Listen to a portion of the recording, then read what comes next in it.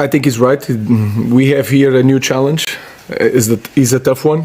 For me, it's the biggest challenge in football because we are in a difficult situation, and I already said that this is one of the biggest clubs in the world. So this is really a new challenge and the biggest one. And I hope all my players are ready for this new challenge. So you didn't interpret that as he wanted a new challenge elsewhere, and have you spoken to Marcus about the interview? No, not yet. Not yet. It was yesterday.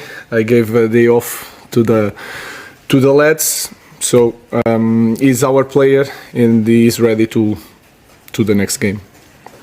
Ruben, you, having left someone with as bigger profile as Marcus, do you have to then talk to him about his future and your future, or do you just kind of go on the training pitch, expect him to be there, and whatever happens behind the scenes in terms of whether he's part of your squad or not just happens?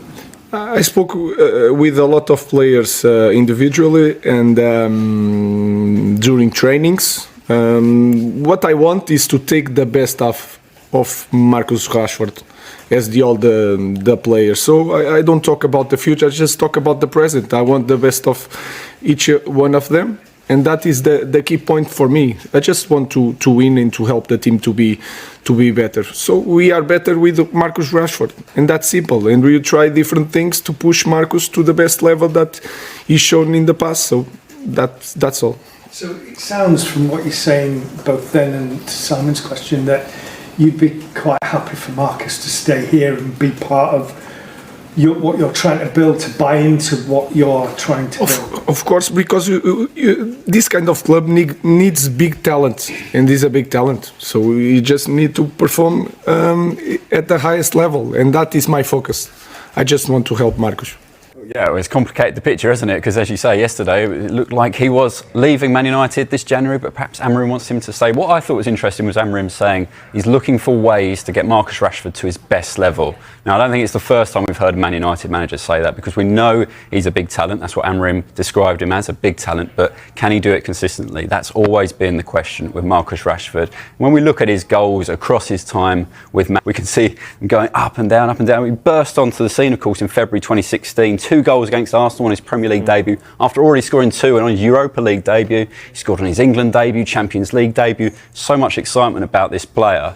And of course, we didn't really see it until his 30-goal season in 22-23. Got 17 goals in the Premier League that year. But off the back of that Qatar World Cup, he only got 5 minutes against France in that quarter-final. I still remember it now, because he then went on this crazy scoring streak, and you wondered perhaps if Gareth Southgate had played him earlier, it could have been a different story for England.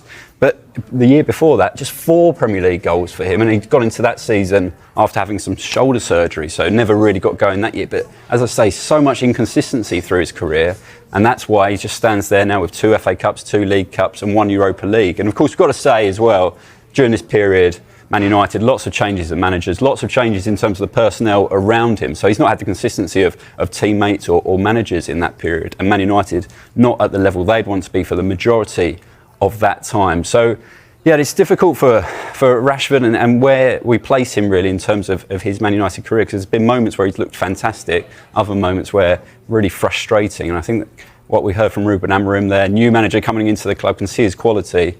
I can get the best out of this player, but lots of managers have said that before, and they've not been able to do it for a prolonged period of time. So where does this leave Manchester United? I wonder, does this put other clubs in a position to go in and actually get a good deal for him? Because he's opened up and said he's open to leaving. So does that reduce the price? Does that make negotiations easier? How does this work? Yeah, I think that's probably the most interesting element of this. You know, Man United have come out, Amorim has come out this morning saying effectively we want to try and make it work if we can. So they are almost on the back foot instantly trying to remind any potential buyer that they do want to keep the player, because obviously when a key player, one of their most sellable assets, along with I would say Bruno Fernandes, maybe Højlund and Kobbie Mainoo, says I want to leave the club, that opens Man United up to not get the fee that they'd expect to get for Rashford.